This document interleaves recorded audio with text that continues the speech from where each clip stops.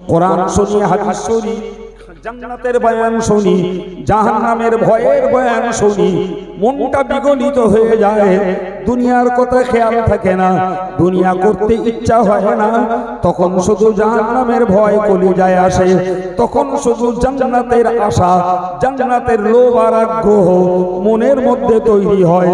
কিন্তু যখনই আপনার মজলিস থেকে উঠে যাই, তখন দুনিয়ার কাজে মেতে উঠি, আবার আস্তে আস্তে আস্তে আস্তে মনের সেই ভাবটা দূর হয়ে যায়, জান্নাতের আশাও চলে যায়, জাহান্নামের ভয়টাও মন থেকে দূর হয়ে যায়।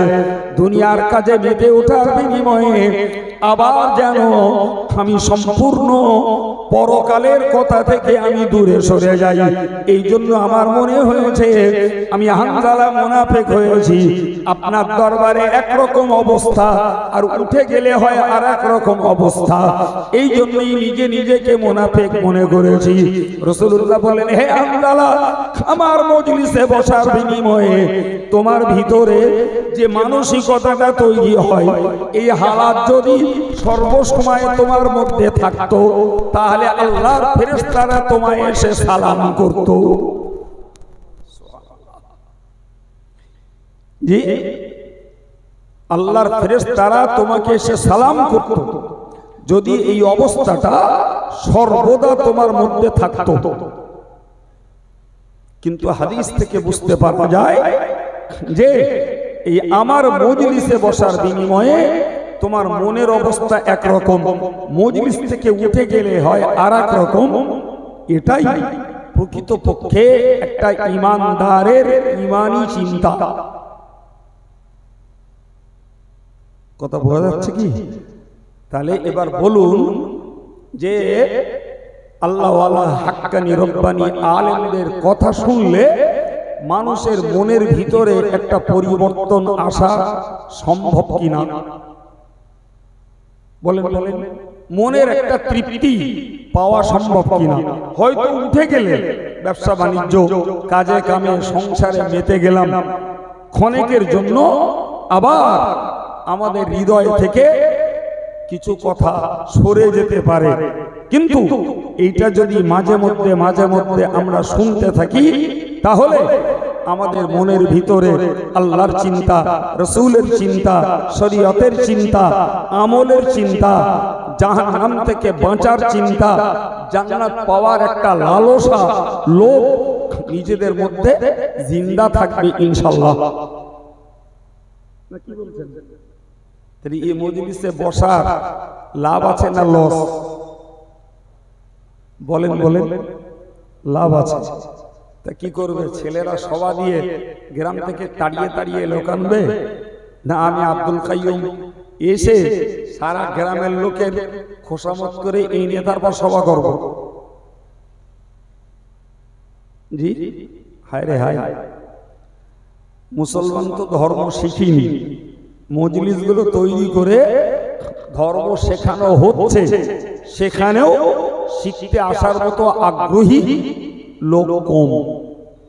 আল্লাহ ভালো জানে এরা পৃথিবীতে চিরস্থায়ী বাঁচতে এসেছে না। একদিন কিশোর শিশু ছিল, কিশোর হয়েছে, যুবক হয়েছে, তারপরে বৃদ্ধতায় পৌঁছে, দাড়ি পেকেছে, চুল পেকেছে, গায়ের চামড়া তুবড়ে যাচ্ছে। পরিবর্তনশীল যখন একদিন এ দুনিয়া ছেড়ে যাওয়াই লাগবে, এ চিন্তা ভাবনা তাদের মধ্যে আছে নাকি খোদাই ভালো জানে। যাদের মধ্যে চিন্তা ভাবনা থাকে তারা নিশ্চিত কোরআন হাদিসের কিছু কথা শুনে একটা মন তৈরি করে, আর সেই মনটাকে ধর্মের পথে কাজে লাগায়। জি, দুঃখের সঙ্গে বলতে হয় ভাই, কথার পৃষ্ঠে কথা বলছি, বিশ্বাস করুন। আজকে সারা পৃথিবী জুড়ে মুসলমানরা মার খাচ্ছে, আর আমরা খবর শুনছি আর কাগজে পড়ছি, আর শুধু খুঁত খুঁত খুঁত খুঁত করছি, জ্ঞান জ্ঞান করছি। কিন্তু একবারও ভাবিনে যে এই যে মুসলমানগুলো মার খাচ্ছে, এরা তো ঈমানদার, আর আল্লাহ বলেছেন ওয়াকানা হাক্কান আলাইনা নাসরুল মুমিনিন, ইমানদারকে সাহায্য করা আমি আল্লাহ পাকের দায়িত্ব। আমি আল্লাহ দায়িত্ব নিয়েছি, ইমানদারদেরকে সাহায্য করব। একবার জোরে বলুন, আর একটু জোরে বলুন। কিন্তু ইমানদাররা মার খাচ্ছে, ফিলিস্তিনের মুসলমানরা মার খাচ্ছে, বাংলাদেশের মুসলমান মার খাচ্ছে, মিশরের মুসলমানরা মার খাচ্ছে, ইয়ামানের মুসলমানরা মার খাচ্ছে, তুরস্কের মুসলমানরা মার খাচ্ছে। ভাইরা আমার, আফ্রিকার চেচেনিয়া, বসনিয়া, সোমালিয়ার মুসলমানরা মার খাচ্ছে। আমরা শুধু দুঃখ তাপ করছি, কান্না করছি, দোয়া করছি, কিন্তু একবারও ভাবি না যে আল্লাহ পাক তো ওয়াদা খেলাপ করেন না, তাহলে এরা তো ইমানদার, কেন আল্লাহ সাহায্য করে না? ভাবি না গো যে আল্লাহ ওয়াদা খেলাপ করছে, নাকি মুসলমানরা ইমানদার বলে দাবি করছে কিন্তু প্রকৃত পক্ষে এরা ইমানদার হতে পারেনি। শুধু খুঁতখুঁতানি, শুধু পেন পেনানি, ওতে কিচ্ছু হবে না বাবা, কিচ্ছু হবে না। সাহাবায়ে কেরামেরা কাফেরদের কাছে মার খেয়েছিলেন কোরআন প্রচার করতে, যে সাহাবায়ে কেরামেরা মার খেয়েছিলেন কলেমা প্রচার করতে, যে সাহাবায়ে কেরামেরা মার খেয়েছিলেন দ্বীনটাকে, ইসলামটাকে প্রতিষ্ঠিত করতে, যে আর আমরা মার খাচ্ছি কলেমা প্রচারের জন্য না, আমরা মার খাচ্ছি কোরআন প্রচারের জন্য না, আমরা মার খাচ্ছি ইসলামটাকে প্রতিষ্ঠিত করার জন্য না, আমরা মার খাচ্ছি নিজেদের জীবনে ব্যক্তিগতভাবে নিজেরা আমলটুকু না করার জন্য। এই কথা শুনতে পাচ্ছেন? তাহলে সাহাবাদের মার খাওয়ার কারণ আলাদা, আর আমাদের মার খাওয়ার কারণ বলেন বলেন আলাদা না এক? আমরা কলেমা লিখেছি কোনো বেঈমানের কাছে না, কোনো বেঈমানের কাছে কোরআন প্রচার করতে গেছি না, কোনো বেঈমানের কাছে আমরা ইসলামটাকে প্রচার করতে গেছি? কিচ্ছু করিনি, কিচ্ছু করিনি। শুধু নিজের জীবনে ইসলামটাকে আমলের বিনিময়ে প্রতিষ্ঠিত করব, নিজের জীবনে কোরআনটাকে কাজে লাগাবো, নিজের জীবনে কলেমার চরিত্রের উপরে নিজে দাঁড়িয়ে থাকব। এইটুকু কাজ সারা বিশ্ব জুড়ে 3 ভাগের 2 ভাগ মুসলমানের দ্বারাই হয় না, বড় জোর 1 ভাগ মুসলমান এই চেষ্টাটা করে নিজে নিজের জন্য। এমনকি জোর গলায় বলছি আমি, প্রচুর ধার্মিক লোক আছে যারা নিজের পরিবারটাকে ধর্ম প্রতিষ্ঠিত করতে পারেনি। বউ নামাজ পড়ে না, ছেলে নামাজ পড়ে না, জি বউ সমিতি করছে, ছেলে তাস পিটছে, ওদিকে আর এক জায়গায় লাভ করে বেড়াচ্ছে।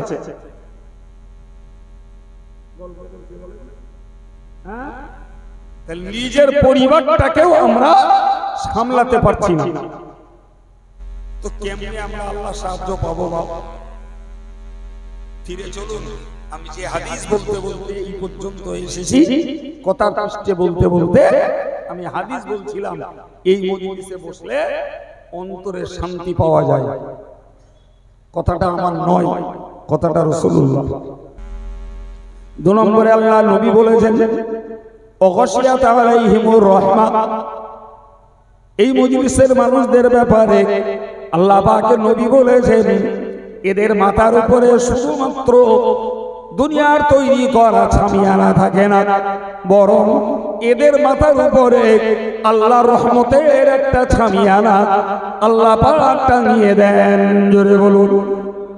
তার মানে এই মানুষগুলো ডেকোরেটরের প্যান্ডেলের নিচেই নেই, এরা রয়েছে আল্লাহ পাকের রহমতের ছামিয়ানার নিচে। সুবহানাল্লাহ। প্রিয় ভাইরা আমার, টাকা দিয়ে মাল কেনা যায়, খাবার কেনা যায়, জি বিশ্বাস করুন টাকা দিয়ে আল্লাহর রহমত কেনা যায় না। কোথাখানি টাকা নিয়ে কি এটিএম এর কার্ডটা নিয়ে বসিরহাট কলকাতার সমস্ত দোকানগুলো ঘুরে এলে কোন দোকানদার রহমত বিক্রি করে না। জি রহমত বিক্রি হয় আল্লাহ পাকের হুকুমে। কথা সুতরাং আজকের এই যে পয়সা খরচা করে এই জায়গা তৈরি করা হয়েছে, এটি তো আল্লাহ পাকের রহমত পাওয়ার একটা জায়গা। রহমত পাওয়া যায় নবীর প্রতি দরুদ পড়লে, রহমত পাওয়া যায় ওয়াজের মজলিসে বসলে। জি প্রিয় ভাইরা আমার, তাই আল্লাহর রহমতের মজলিসে বসার জন্য আজকের মানুষকে খোসামত করতে হয়, মানুষকে তোষামত করতে হয়। জি লোকে ভাবে যে ওয়াজের মজলিসে কি হবে, শুধু নামাজ রোজার কথা বলবেন, শুধু নামাজ রোজার কথা বলবেন। আমার শুধু মনে হয় আচ্ছা ভাই, যদি মৌলানারা শুধু ওয়াজের মজলিসে নামাজ রোজার কথাই যদি বলে, আমি ধরিয়ে নিলাম ওইটাই বলে। আচ্ছা বলুন, একটা ছেলে স্কুলে যায়, মাস্টার তারে পড়া দিলে অ আ হর্ষই দীর্ঘ, ও পরদিন দিয়ে পড়া দিচ্ছে, বলছে আ দীর্ঘ অ আসল যাই, তোর পড়া হয়নি। স্যার আজ আবার বললেন, তো মাস্টার আজ আবার বলে দিলেন, ও পরের দিন দিয়ে শুরু করেছে অ দীর্ঘ হর্ষই আ আজ পড়া হয়নি। বলে স্যার আজ আবার বললেন, তা আবার মাস্টার বলে দিলেন, ও পরদিন ধরে আবার উল্টো পাল্টা বলছে। মাস্টার কি বলে বলেন দিন? মাস্টার বলে যে তোরে ও হবে না, তুই দেখি চল কখর পৃষ্ঠা খোঁজদিন হয় কি দেখি।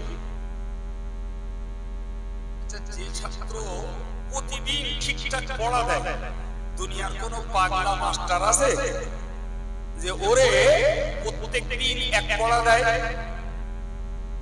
কথা বলে।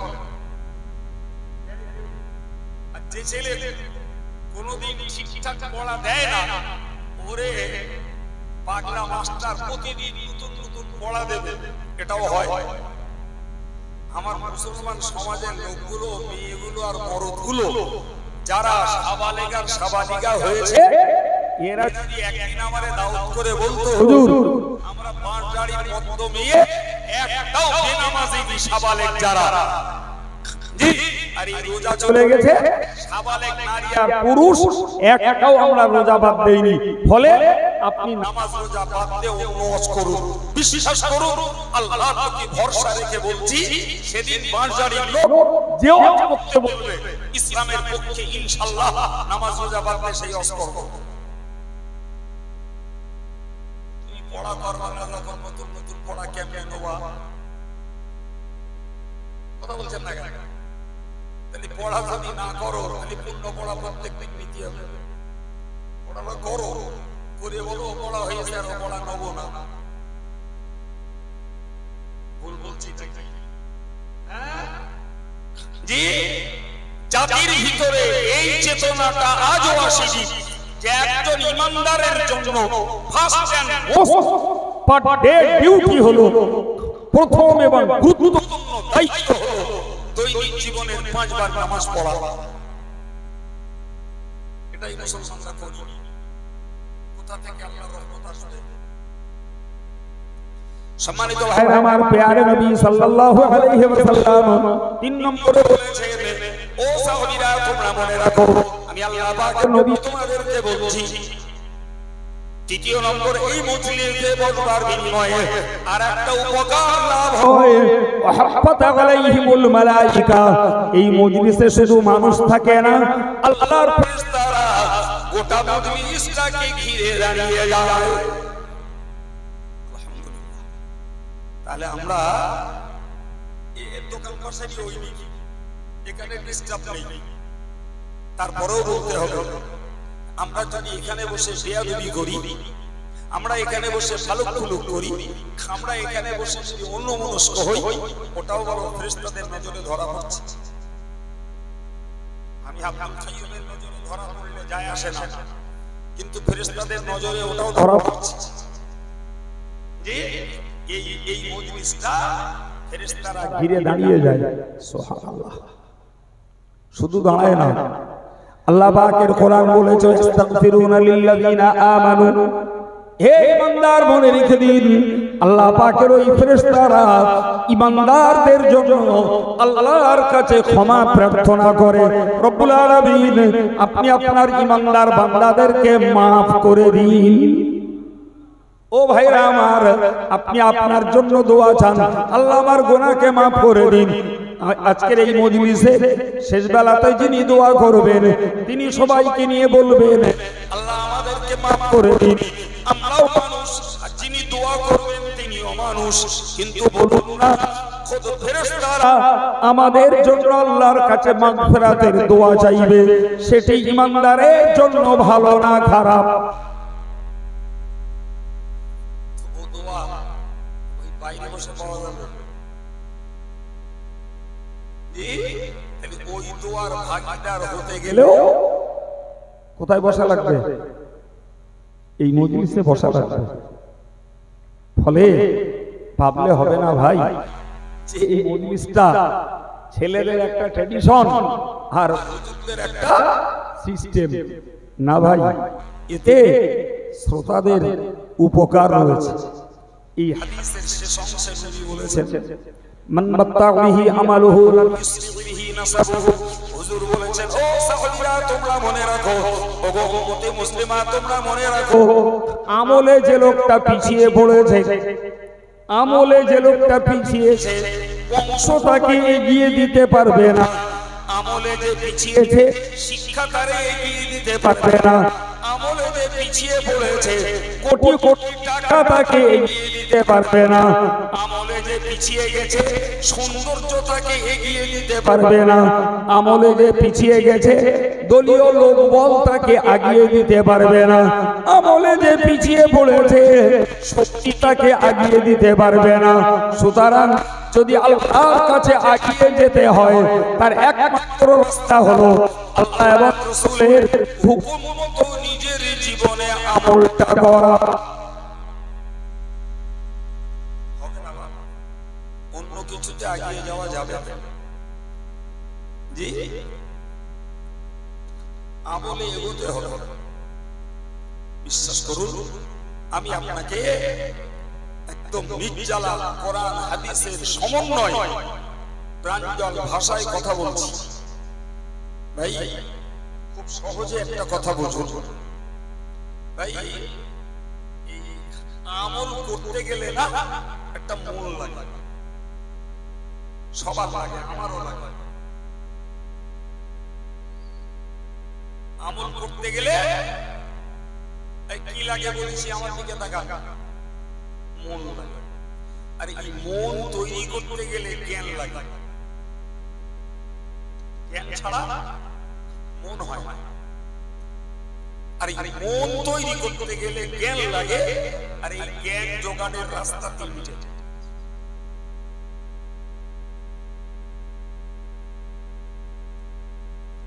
জ্ঞান জোগাড়ের রাস্তা কথা বলেছি বাবা, জোরে বলে তিনটে। নাম্বার 1, জ্ঞান জোগাড় করতে গেলে বই পড়তে হয়।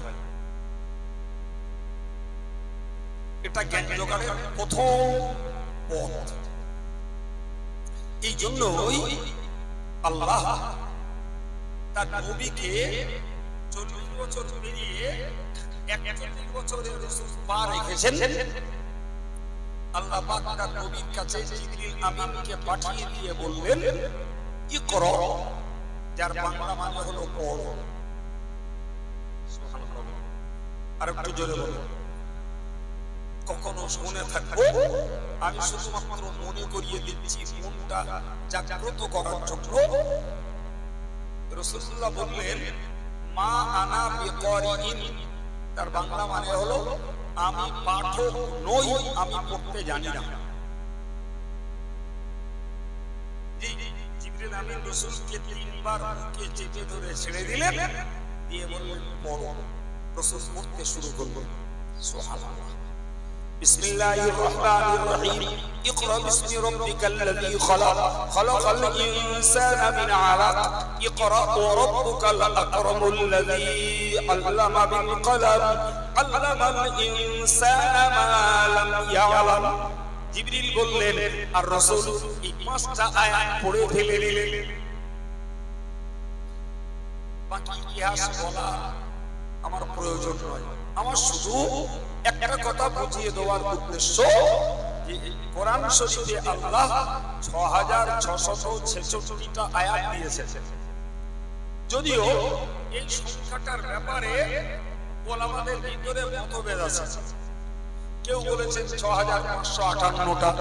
তো সংখ্যা কম বেশি যাই হোক বাবু, আমরা 6666টা আয়াত কোরআনে আছে বলে আমরা একটা মন্তব্য বা মতকে মানি।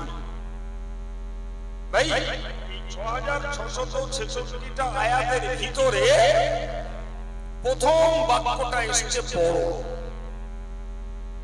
একটু ভাবতে হবে বাবা। আমার আল্লাহ আগে নামাজ পড়তে বলি, আগে রোজা রাখতে বলি, আগে দাড়ি রাখতে বলি, আগে টুপি পরতে বলি, আগে যাকাত দিতে বলিনি। আমার আল্লাহ সর্বপ্রথম সুদ খাওয়া নিষেধ করিনি, গান শোনা আগে নিষেধ করিনি, আগে জেনা ব্যভিচার নিষেধ করিনি, আগে জুয়া খেলা তাস পেটে নিষেধ করিনি, আল্লাহ আগে লটারি কাটতে নিষেধ করিনি, আগে আল্লাহ মেয়েদেরকে বেপরদা হতে মানা করিনি। সব কিছুর আগেই আল্লাহ বলেছেন পড়ো।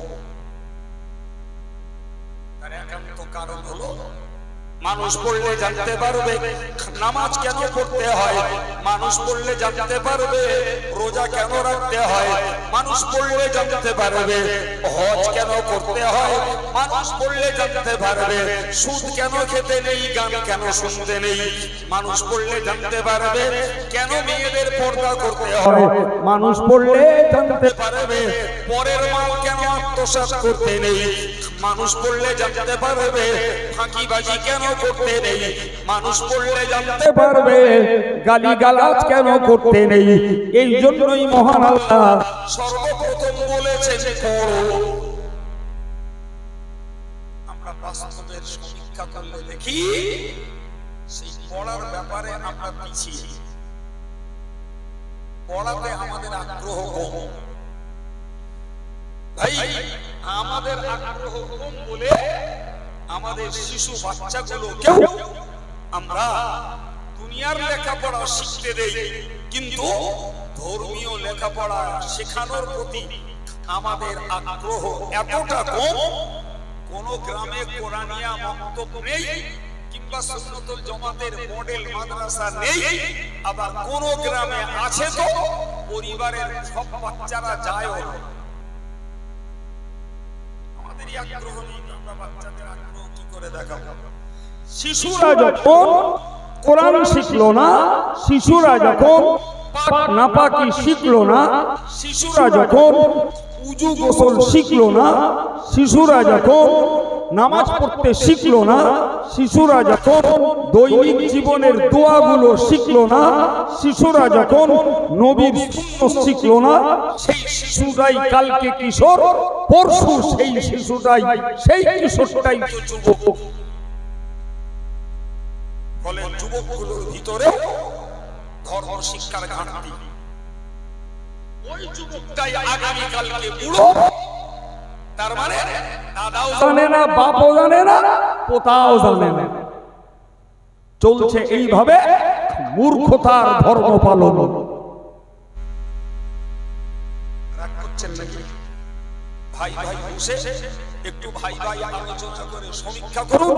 আব্দুল কাইয়ুম যদি একটা কথা অযৌক্তিক বলে থাকে আপনাকে নিতে বলবো না, যদি যুক্তিগত কথা বলে থাকে তাহলে আমাদের এই পদ্ধতির পরিবর্তন ঘটাতে হবে। বাবা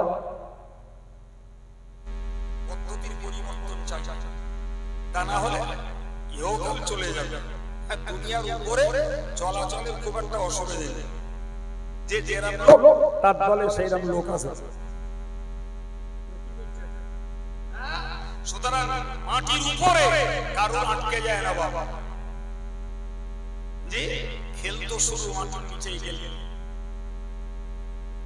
ধনী নির্ধন, শিক্ষিত মূর্খ, শক্তিশালী দুর্বল, জি উঁচু বংশের নিচু বংশের যেই পারে হোক মাটির কাছে গেলি সব সমান। কারোর জন্য কোনো তারতম্য, সবার বিচার ব্যবস্থা একই।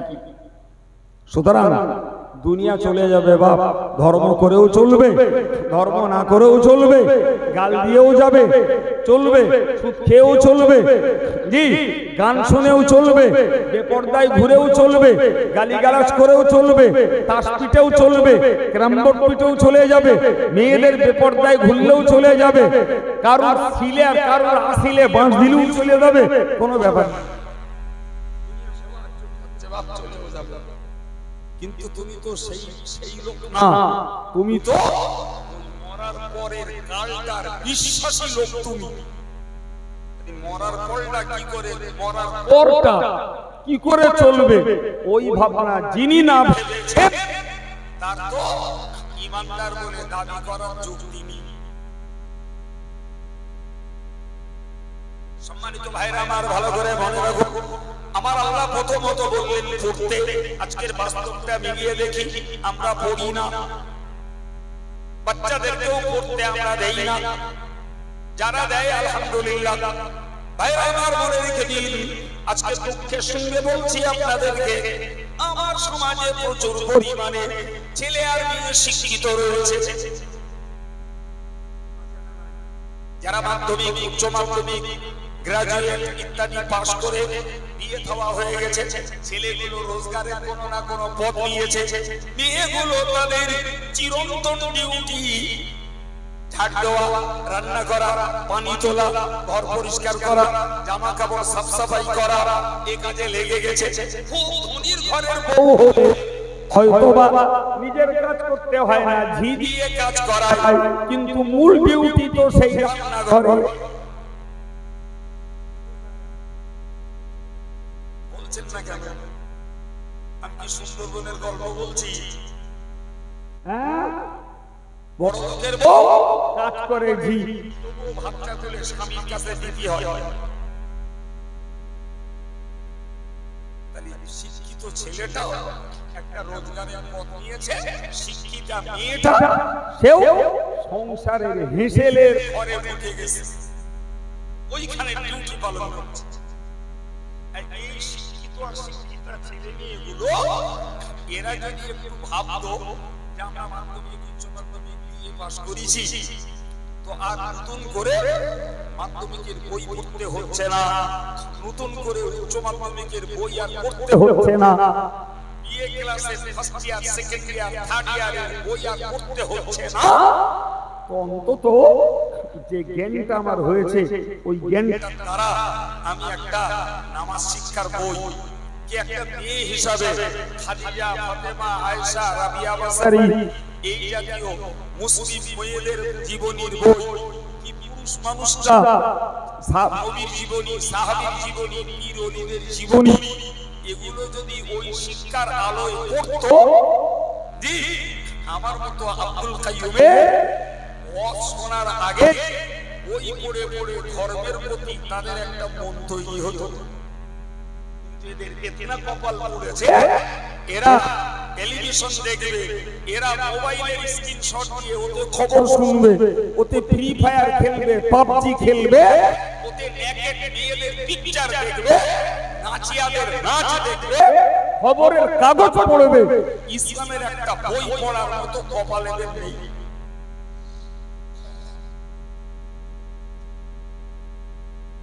ভুল বলছি বলে? তাহলে কোথা থেকে এরা ধর্ম শিখবে? কোথা থেকে? আমার আল্লাহ পাক কোরআন শরীফে বলেছেন, যারা পড়ে না, পড়তে পারে না, তাদের জন্য বোঝা যায় দ্বিতীয় পদ্ধতি হলো ওয়াইলা কুরিয়াল কুরআন ফাসতামিউ লাহু, যেখানে কোরআন পড়া হয় সেইখানে তোমরা বসো, সেইখানটায় তোমরা মনোযোগের সঙ্গে ওই কোরআনের কথাকে শোনো, ওয়ানসিতু, নীরবতা অবলম্বন করো, চুপচাপ হয়ে যাও, ওই মজলিসটায় যত মানুষ থাকবে আশা করা যায় তাদের প্রতি আল্লাহর রহমত বর্ষিত হবে। এটি কোরআন শরীফের সূরা আরাফের শেষ অংশের আয়াত। আবার বলছি, যেখানে কোরআন পড়া হয় তোমরা শোনো, তো শুনতে গেলে সেখানে বসতে হবে তো, হ্যাঁ আপনি মনে করেন হুজুর আমি বাইরে বসে বসে শুনবো, শুনতে পারেন, যদি আদব রক্ষা করেন, মাঝখানে গল্প গুজব না করে শুনতে পারেন, কিন্তু তারপরেও এই মজলিসে বসা রহমত থেকে বঞ্চিত হতে হবে, ফেরেশতাদের দোয়া থেকে কি শোনালো এতক্ষণ ধরে বঞ্চিত হতে হবে। তারপরেও শুনলে মনের শান্তিটা পাওয়া যেতে পারে, তাও ভালো। কিন্তু কোরআন বলছে যেখানে কোরআন পড়া হয় তোমরা বসো, শোনো এবং চুপচাপ হয়ে যাও, তোমাদের প্রতি রহমত হবে। জি, শুনবার ফল কি? অন্য আয়াত পাকে আল্লাহ বলেছেন, আল্লাযীনা ইসতামিউনাল কাওলা ফায়াত্তাবিউনা আহসানা উলাইকা আল্লাযীনা হাদাহুমুল্লাহ ওয়া উলাইকা হুম উলুল আলবাব। মহান আল্লাহ পাক কোরআন শরীফে জানিয়েছেন, আল্লাযীনা ইসতামিউনাল কাওলা, যারা কথা শোনে, যারা কথা শোনে। মহান আল্লাহ কানকে বানিয়েছেন সুন্দর যন্ত্র, সুন্দর অঙ্গ বানিয়েছেন কানকে, ভালো আর মন্দ, কথা আর সাধারণ শব্দ, সব রকমের আওয়াজ কান ক্যাচ করে, বাক্যও ক্যাচ করে, শব্দও ক্যাচ করে, ভালোটাও কান ধরে নেয়, মন্দটাও ধরে নেয়, এটা কানের ডিউটি। আমার আল্লাহ বললেন ফায়াত্তাবিউনা আহসানা, যারা কথা শোনে এবং ভালো কথাগুলোকে যারা মেনে চলে। কথা শোনে আর ভালো কথাগুলোকে কি করে? জোরে বলেন, মেনে চলে। আল্লাহ শুকরিয়া আদায় করে বলছি, মজলিসটায় যারা বসেছেন অধিকাংশ মানুষ এরকম শুনতে শুনতে তারা সেই কথাগুলোকে মেনে চলে ধার্মিক হয়েছে, আলহামদুলিল্লাহ। তাহলে সমাজের অধার্মিক ভাইয়েরা আর মায়েরা তারা যদি এই জাতীয় কথাগুলো যদি শুনতো, আমরা আশা করতাম একদিন তাদেরও মেনে নেওয়ার, মেনে চলার মতো মন হবে, কিন্তু শুনবে না, তা কোথা থেকে হবে? তাহলে যদি বই পড়তে না পারা যায়, তাহলে দ্বিতীয় পদ্ধতি হলো জ্ঞানীর কাছ থেকে কথা শোনো। ও ভাই, আমি এসে মোটামোটা লেকচার মারছি, আমারটা ভেবেছেন কোনদিন? ভাবলি একই জিনিস প্রমাণ হবে। কিরকম? ভাই, আমি আপনার কাছে লেকচার মারছি, হয় আমি কোন লেখকের বই পড়েছি, আমার পড়তে হয়েছে, না হলে আমি আমার ওস্তাদদের কাছ থেকে শুনেছি, তাহলে আমিও যা আপনারাও তাই, আপনাদের থেকে আমি আলাদা কিছু নই। হয় আমায় পড়তে হয়েছে, না হলে আমার ওস্তাদের কাছ থেকে শুনতে হয়েছে। তাহলে জ্ঞান লাভের দুটো পথ ভাই এ পর্যন্ত প্রমাণ হচ্ছে। আপনাদেরকে শুধু বলছি না, জ্ঞান লাভের ও দুটো পথ আমার মতো হুজুরকেও নিতে হয়েছে। না কি বলছেন? এমনি এমনি না বাবা, হয় বই পড়েছি, নালে হুজুরের কাছে শুনেছি, তবে আল্লাহ 1.5 পয়সার জ্ঞান দিয়েছে। আপনারা ডেকেছেন, আপনারা ডাকেন, আপনাদের কাছে বলছি। আল্লাহর কোরআন জানিয়ে দিল, যারা ভালো কথা শোনে, যারা কথা শোনে আর ভালো কথাগুলোকে মেনে চলে, আমার আল্লাহ বললেন এদের জন্য দুটি পুরস্কার। নাম্বার 1 হলো উলাইকাল্লাযীনা হাদাহুমুল্লাহ। সুবহানাল্লাহ। আর একটু মন খুলে বল। মহান আল্লাহ পাক বললেন উলাইকাল্লাযীনা হাদাহুমুল্লাহ, ওই লোকগুলো হলো আল্লাহর হেদায়েত প্রাপ্ত বান্দা। আলহামদুলিল্লাহ বল। তাহলে কথা, ভালো কথাগুলো মেনে চলার বিনিময়ে হওয়া যাবে আল্লাহর হেদায়েত প্রাপ্ত তথা আল্লাহর দেখানো পথে চলা বান্দা। সুবহানাল্লাহ। জি, আল্লাহর দেখানো পথে চলা বান্দা। কথা বোঝা যাচ্ছে না? অসুবিধা হচ্ছে? আমার আল্লাহ পাক অন্য আয়াত পাকে বলেছেন, ফামান তাবিয়া হুদায়া ফালা খাউফুন আলাইহিম ওয়ালা হুম ইয়াহজানুন। ও আমার বান্দা বান্দি, যারা আমার দেখানো রাস্তায় তোমরা চলছো, আমার দেখানো রাস্তায় তোমরা যারা চলবে, আমি আল্লাহ পাক জানিয়ে দিলাম ফালা খাউফুন আলাইহিম, না রয়েছে দুনিয়া আখিরাতে তাদের কোনো ভয়, ওয়ালা হুম ইয়াহজানুন, না রয়েছে দুনিয়া আখিরাতে তাদের কোনো চিন্তা। সুবহানাল্লাহ হবে না? কি গো, এই পুরস্কারটা কি হালকা পাতলা ভাবলেন যে যারা আমার দেখানো রাস্তায় চলবে তাদের ভয়ও না আর কি নাই, চিন্তাও নাই। জি, যাদের তাদের ভয় নাই, চিন্তা নাই, বিস্তার ব্যাখ্যা করলে আপনাদের ব্রেনে ধরবে না, তবে আমি ছোট করে এইটুকু কথা মনে করিয়ে দিচ্ছি আপনাদের।